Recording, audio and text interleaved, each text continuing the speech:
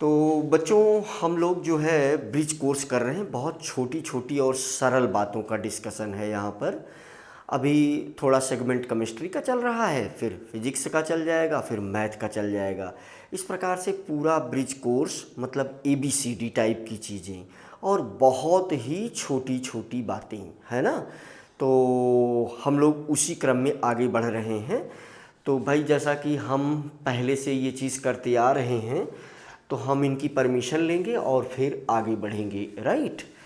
तो हम माँ सरस्वती की परमिशन लेंगे और फिर आगे बढ़ेंगे। तो आपको क्या सीखना है अभी?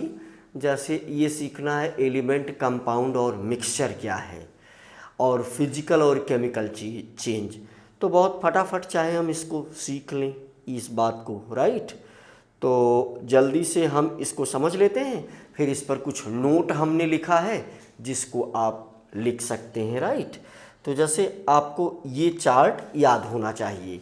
तो चार्ट क्या है बच्चों, कि सभी को पता है कि ये मैटर जो है, सभी को एक बात पता है कि ये मैटर मैटर दो टाइप का है ना।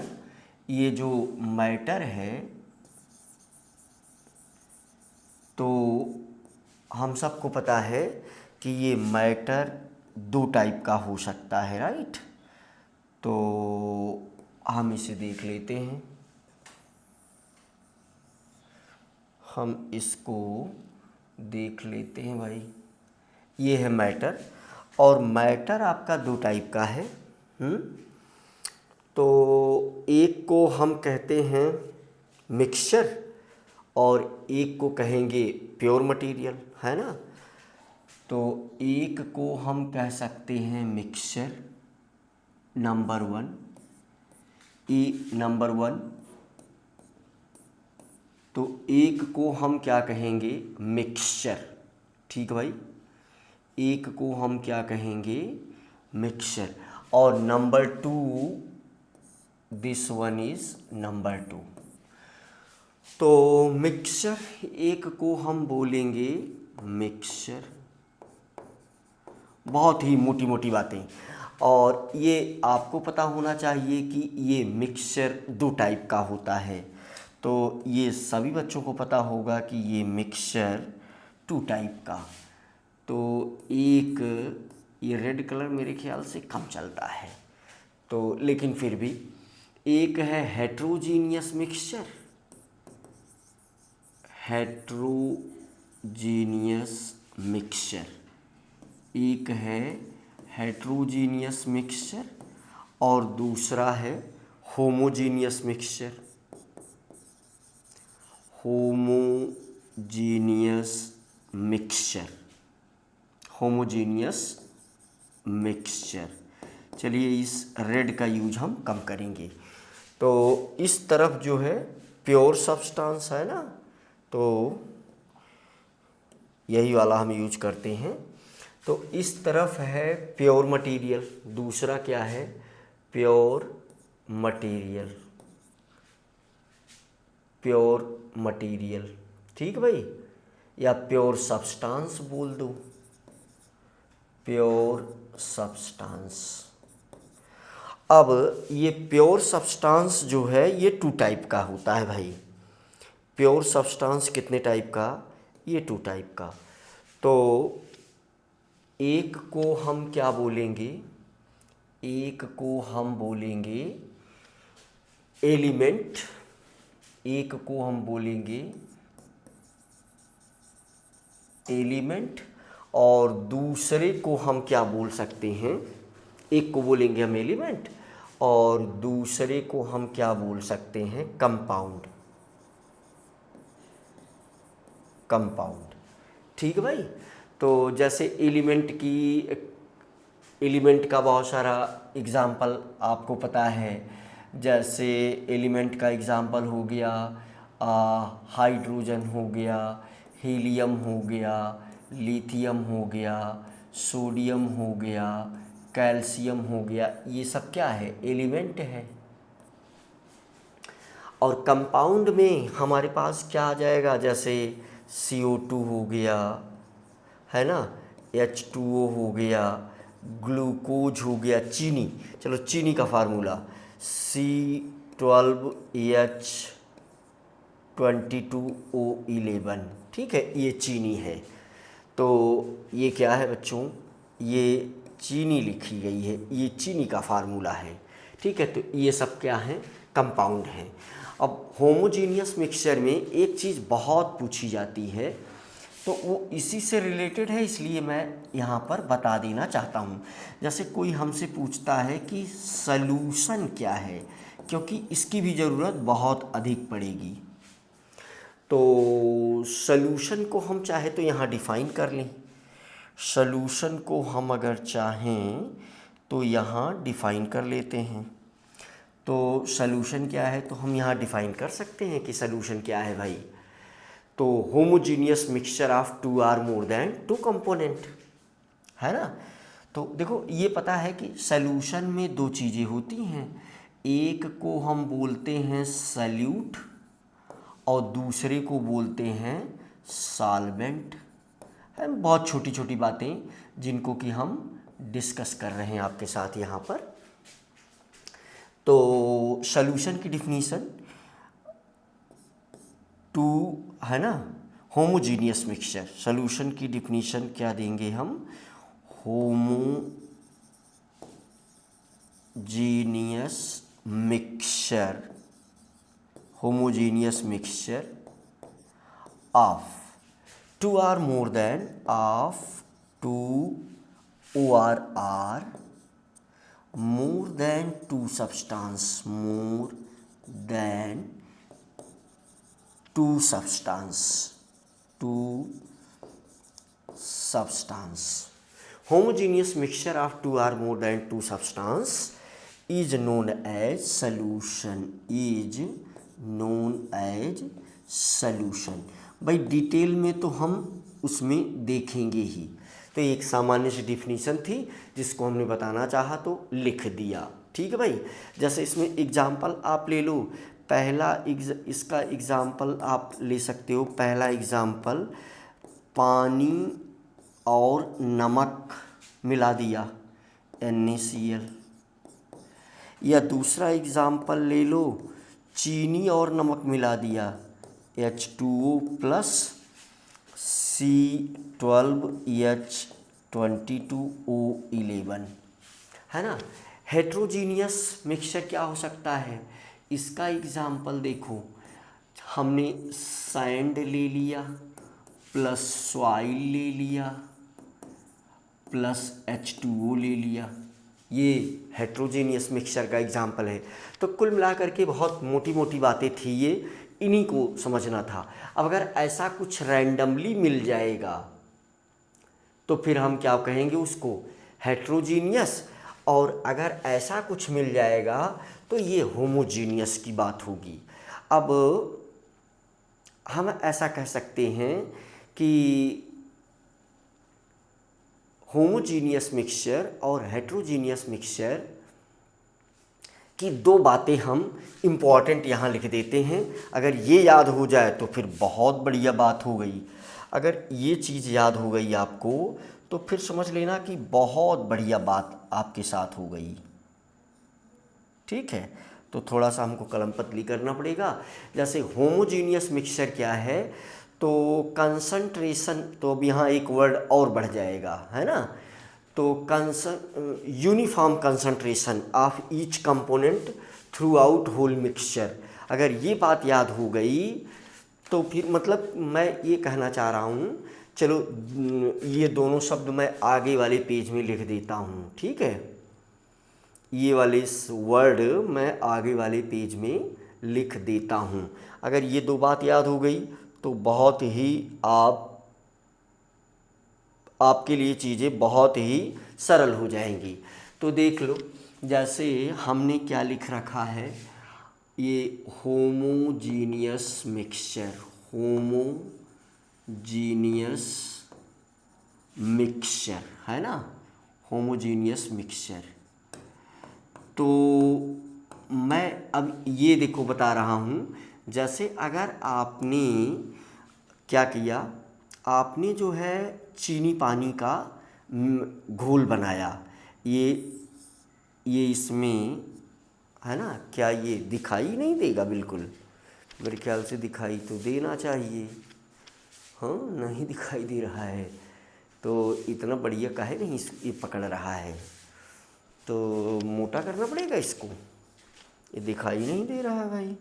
हम सोच रहे थे तो कौन सा कलर लें, कौन सा कलर लें। चलो ये जो है मान लो ये दिखाई देगा क्या? ये दिखाई दे रहा है। हम्म, बहुत बढ़िया दिखाई दे रहा है। तो चलो, तो फिर इसका मतलब कि अगर इसमें हमने क्या मिला दिया है, इसमें हमने, हाँ, इसमें क्या क्या प्रेजेंट है? इसमें प्रेजेंट है चीनी पानी, है ना। तो C12H22O11 और H2O ये इसमें प्रेजेंट है। अब देखो इसमें मैं क्या बताने जा रहा हूँ, मैं ये कहने चल रहा हूँ कि आप यहाँ से कुछ निकालो इसमें, इस सल्यूशन से। अब ये क्या बन चुका है? सल्यूशन। ये क्या बन चुका है? ये बन चुका है सल्यूशन। ये बन चुका है सल्यूशन। बहुत इम्पॉर्टेंट बात मैं यहाँ बताना चाह रहा हूँ। आप यहाँ इसमें से कुछ निकालो या इसमें से कुछ निकालो, तो यहाँ पर जो कंसंट्रेशन होगा और यहाँ पर जो कंसंट्रेशन होगा वो सेम होगा, है ना। तो इस दोनों जगह पर concentration of each and every component will be constant, है ना। या हम क्या लिख सकते हैं? Concentration of each and every component, concentration of each and every component and every component. अच्छा, मैं अगर जल्दी से आपको समझा दूं, is same, concentration of each and every component is same, is same.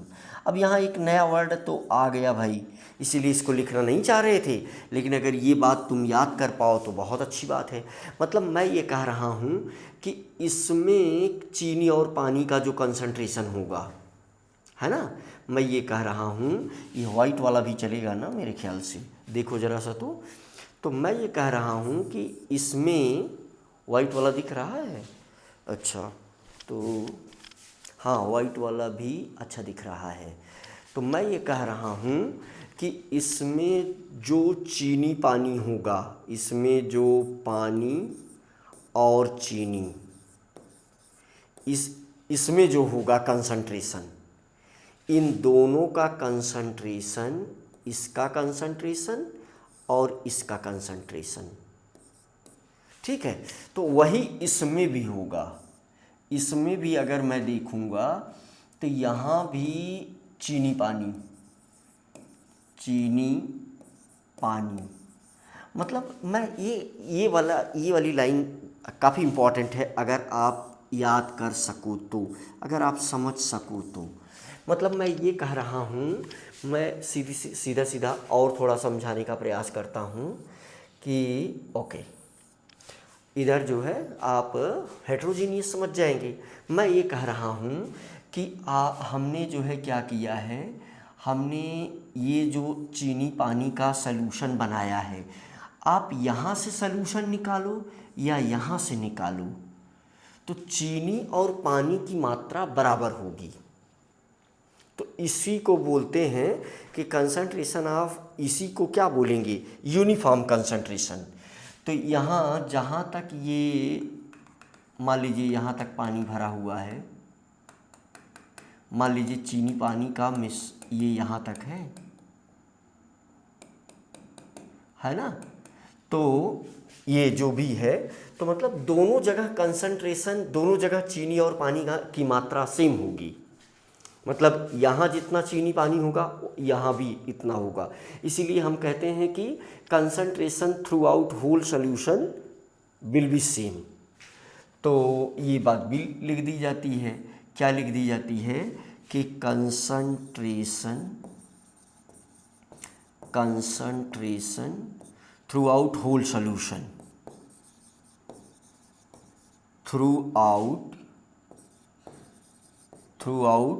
Whole solution is same. अब यही कहानी हेट्रोजीनियस मिक्सचर के लिए अलग हो जाएगी। हेट्रोजीनियस मिक्सचर, तो मेरे ख्याल से ये क्या होगा, तो मतलब मैं ये कहना चाह रहा हूँ कि अगर आप कोई ऐसा सलूशन बनाते हैं, ठीक है, जिसमें आपने क्या ले रखा है, इसमें सॉइल है, फिर और क्या है, इसमें सैंड है, और क्या है, इसमें पानी है H2O। तो मैं ये कह रहा हूँ कि यहाँ से मान लो इतना भरा हुआ है ये, ठीक है, तो अगर आप इस जगह की एनालिसिस करेंगे, अगर आप इस जगह की एनालिसिस करेंगे तो यहाँ पर तीनों चीज़ें अलग होंगी। यानी यहाँ सॉइल का अमाउंट कुछ और होगा, H2O कुछ और होगा, सैंड कुछ और होगा, मतलब यहाँ जो है ये कंसंट्रेशन है तो यहाँ अलग होगा, यहाँ भी सॉइल अलग होगा, सैंड अलग होगा, मतलब यहाँ पर सॉइल और यहाँ पर सॉइल अलग होगा, यहाँ पर सैंड का अमाउंट अलग होगा, यहाँ पर H2O और यहाँ पर H2O ये भी अलग होगा आपस में। तो ये अगर याद कर पाएँ तो इसके लिए क्या लिखा जाएगा, concentration throughout whole solution is not same. तो यही चीज़ जो है यहाँ पर लिखी जाएगी, concentration throughout whole solution is not same. तो यहाँ पर नॉट सेम, इज सब कुछ यही वहाँ भी लिखा जाएगा, तो इज नॉट सेम। तो ये चीज़ अगर आप याद कर पाएँ तो मेरे ख्याल से बहुत बढ़िया होगा। और जल्दी से हम बहुत सारे पॉइंट इसके देख लेते हैं फटाफट। देखो, पीरियोडिक टेबल में हर लेक्चर में आपको इसीलिए दिखा रहा हूँ कि इसके मोलर मास और वो चीज़ें जो है उसको आप याद करें, ठीक भाई। तो जैसे इस ब्रिज कोर्स में पदार्थ और मैटर एंड चेंजेस है ना, तो ये चीज़ हमें एलिमेंट, कंपाउंड एंड मिक्सचर ये क्या है हमने आपको बता दिया। यहाँ कुछ नोट्स लिखा है, आप इसको पढ़ सकते हैं, है ना। तो element is pure substance made up of only one kind of atom, है ना, पहले भी लेक्चर में बताया है। कभी कभी देखो यही एक समस्या होती है कि कभी कभी जो पुराने लेक्चर में चीज़ें बताई गई हैं, कुछ बातों को बताने के लिए उसको फिर से बताना पड़ जाता है ना। तो हालांकि ये बातें बता चुका हूँ, तो आप आराम से इसको देख करके पढ़ सकते हैं रोक करके, और समझ भी सकते हैं। जैसे मैं अगर आगे बढ़ जाऊँ तो ये कंपाउंड की बात हो गई। देखो ये इस प्रकार से AH2O है, इस प्रकार से जो है आप पोलर कोवैलेंट बॉन्ड है ना। तो अगर ये आप समझ गए पोलर कोवैलेंट बॉन्ड क्या है, तो भाई ये तो बहुत बड़ी बात है। पोलर कोवैलेंट बॉन्ड क्या है, तो ये तो बहुत बड़ी बात है अगर इसको आप समझ गए, ठीक है। यहाँ मिक्सचर क्या है हमने वहाँ पूरा क्लियर कर दिया है। यहाँ से ये पेज रोक करके आप देख सकते हो। अब इसमें हम समय नष्ट नहीं करेंगे, आपको कुछ लिखना है यहाँ से आप रोक करके लिख सकते हो।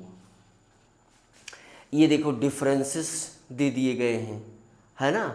तो इस प्रकार से जो है आप, चलो डिफरेंसेस की एक बार हम बात कर लेते हैं। एलिमेंट की मीनिंग क्या है, तो ये वन काइंड ऑफ, है ना। एलिमेंट की मीनिंग क्या है, तो ये है made up of one kind of atom, है ना। रेशियो इसमें लागू नहीं होता, मतलब कि एलिमेंट में भाई एक ही एलिमेंट है, अगर एक ही एलिमेंट है, एक ही टाइप के एटम है, तो भाई रेशियो की यहाँ क्या आवश्यकता होगी। और सेपरेशन करने की आवश्यकता ही नहीं, क्योंकि सब कुछ एक प्रकार का है, तो इसलिए कैन नॉट बी सेपरेटेड, तो उसमें सेपरेशन करने की आवश्यकता ही नहीं है। कंपाउंड में क्या होगा, केमिकली कंबाइंड एलिमेंट, तो एक से अधिक एलिमेंट हो जाएंगे, है ना। ऑलवेज फिक्स्ड रेशियो, अगर ये बात याद हो तो इम्पॉर्टेंट है। कंपाउंड में जो एलिमेंट का रेशियो है वो हमेशा फिक्स होता है। केवल रासायनिक विधियों द्वारा अलग कर पाते हैं, ये भी बहुत इम्पॉर्टेंट है, अगर ये याद हो पाए तो ये इम्पॉर्टेंट है भाई, आप याद कर सकते हैं। अब मिक्सचर में क्या है, भौतिक रूप से मिले पदार्थ। देखो इसमें जैसे अगर आपने मिट्टी में लोहा मिला दिया, जैसे मिक्सचर का एग्जाम्पल क्या है, यफी मतलब लोहा और सॉइल, अगर ये दोनों चीज़ आपने मिला लिया तो भौतिक रूप से मिले पदार्थ, ये फिजिकली मिले हुए हैं। अगर मैग्नेट का आप यूज करो तो यफी को आप निकाल सकते हो, भाई मैग्नेट लगा दो, यफी उसमें से अलग हो जाएगा, सॉइल बच जाएगी, है ना। तो ये जो है, तो इसमें कोई ये चीज़ इम्पॉर्टेंट है ना। फिजिकल मेथड यही है। फिजिकल मेथड का मतलब, केमिकल मेथड का मतलब अलग होता है, फिजिकल मेथड का मतलब अलग होता है। जो हमने मैग्नेट का यूज किया, तो मैग्नेट का यूज करो, हवा का यूज करो, ये क्या है, ये है फिजिकल मेथड। और केमिकल मेथड तब यूज किया जाता है रिएक्शन के द्वारा, वो बात समझ में आती है ना। वो रिएक्शन के द्वारा वो चीज़ समझ में आती है। यहाँ हम रिएक्शन लिख सकते हैं लेकिन वो अभी आपके लिए सूटेबल नहीं है। अब फिजिकल और केमिकल चेंजेस, तो ये पॉइंट आप पढ़ सकते हो फिजिकल चेंज के लिए, है ना। फिजिकल चेंज में मेल्टिंग ऑफ आइस है, टीयरिंग पेपर है, बॉइलिंग वाटर है। भाई पेपर को फाड़ दो, ये फिजिकल चेंज है ना। आप जो है वेजिटेबल को कट करो, ये फिजिकल चेंज है, ठीक है। और ये केमिकल चेंज की बात हो जाती है ना। इरिवर्सिबल है, ये न्यू सब्सटेंस इसमें बनेगा। देखो पुराने वाले में नो न्यू सब्सटेंस। रिवर्सिबल का क्या मतलब होता है, देखो रिवर्सिबल का मतलब है अक्सर इन्हें पलटा जा सकता है, ये रिवर्सिबल का मतलब है, ठीक है। जिन्हें नहीं पलटा जा सकता वो इरिवर्सिबल है। देखो क्या कहा, इरिवर्सिबल का क्या मतलब हुआ, सामान्यतः पलटा नहीं जा सकता, ठीक है। तो ये चीज़ है, इसका एग्जाम्पल दिया गया rusting of iron, burning would, ये डाइजेशन ऑफ फूड, ये सब जो है क्या है, एग्जाम्पल है किसका, फिजिकल केमिकल चेंज का, ठीक है। तो यहाँ से जो है कंपेयर किया गया है, ठीक है। तो यहाँ नया पदार्थ, तो फिजिकल चेंज में कोई no new substance is formed, usually reversible, वही पलटा जा सकता है। रिमेन्स एग्जैक्टली द सेम, बिल्कुल समान रहती है, मतलब कि कंपोजिशन जो होती है वो बिल्कुल समान रहती है।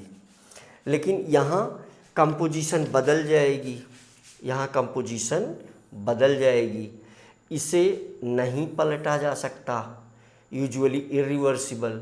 One or more new substance form, नया सब्सटेंस बनेगा, ठीक है। यहाँ ये आप देख सकते हो, कुछ फिगर के द्वारा दिखाया गया है। इसको आप जो है आइडेंटिफाइंग केमिकल रिएक्शंस, तो यहाँ पर केमिकल रिएक्शन किस में हो रहा है, तो सभी जगह केमिकल रिएक्शन, ठीक है भाई। तो केमिकल रिएक्शन इस सब में हो रहा है, तो इसे आप रोक करके ज़रूर पढ़िए और नोट बनाइए भाई, है ना। कोई क्वेश्चन है तो आप पूछ सकते हैं। मिलते हैं अगले लेक्चर में और कुछ ज़रूरी बातों के साथ, राइट। तो फटाफट इन चीज़ों को पढ़ करके आप भी ख़त्म ही करिए, राइट। और कोई क्वेश्चन हो तो कमेंट ज़रूर करिए।